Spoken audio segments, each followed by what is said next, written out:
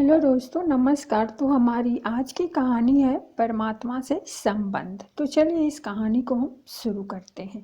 एक बार एक पंडित जी ने एक दुकानदार के पास 500 रुपये रख दिए। उन्होंने सोचा कि जब मेरी बेटी की शादी होगी तो मैं ये पैसा ले लूँगा। कुछ सालों के बाद जब बेटी सयानी हो गई तो पंडित जी उस दुकानदार के पास गए, लेकिन दुकानदार ने नाकार कर दिया और बोला, आपने कब मुझे पैसा दिया था, बताइए, क्या मैंने कुछ लिख कर दिया है? पंडित जी उस दुकानदार की इस हरकत से बहुत ही परेशान हो गए और बड़ी चिंता में डूब गए। फिर कुछ दिनों के बाद पंडित जी को याद आया कि क्यों ना राजा से इस बारे में शिकायत कर दूं, ताकि वे कुछ फैसला कर देंगे और मेरा पैसा मेरी बेटी के विवाह के लिए मिल जाएगा। फिर पंडित जी राजा के पास पहुंचे और अपनी फरियाद सुनाई। राजा ने कहा, कल हमारी सवारी निकलेगी और तुम उस दुकानदार की दुकान के पास में ही खड़े रहना। दूसरे दिन राजा की सवारी निकली। सभी लोगों ने फूल मालाएं पहनाई और किसी ने आरती उतारी। पंडित जी उसी दुकान के पास खड़े थे। जैसे ही राजा ने पंडित जी को देखा तो उसने उन्हें प्रणाम किया और कहा, गुरुजी, आप यहाँ कैसे? आप तो हमारे गुरु हैं, आइए इस बग्गी में बैठ जाइए। वो दुकानदार यह सब देख रहा था।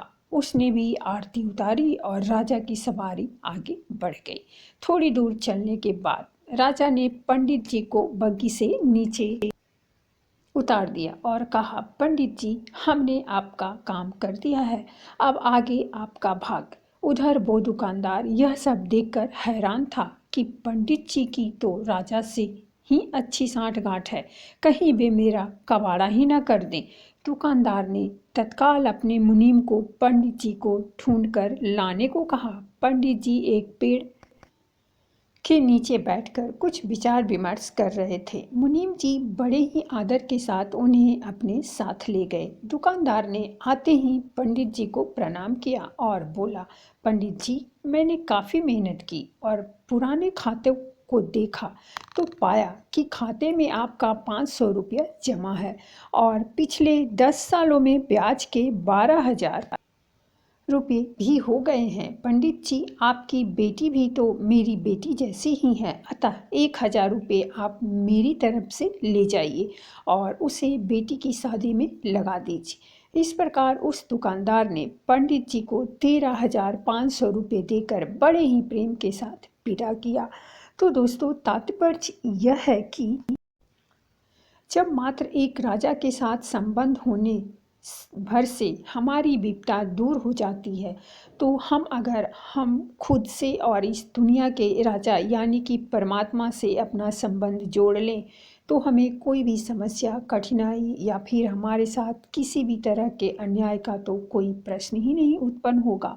तो हमेशा से उस परमात्मा का धन्यवाद करते रहो और उनके समीप रहो। तो दोस्तों, ये थी हमारी आज की कहानी। अगर कहानी अच्छी लगी हो तो प्लीज़ हमारे चैनल को सब्सक्राइब कीजिए, वीडियो को लाइक और शेयर जरूर कीजिए। कहानी सुनने के लिए बहुत बहुत धन्यवाद। मिलते हैं हमें नई कहानी के साथ।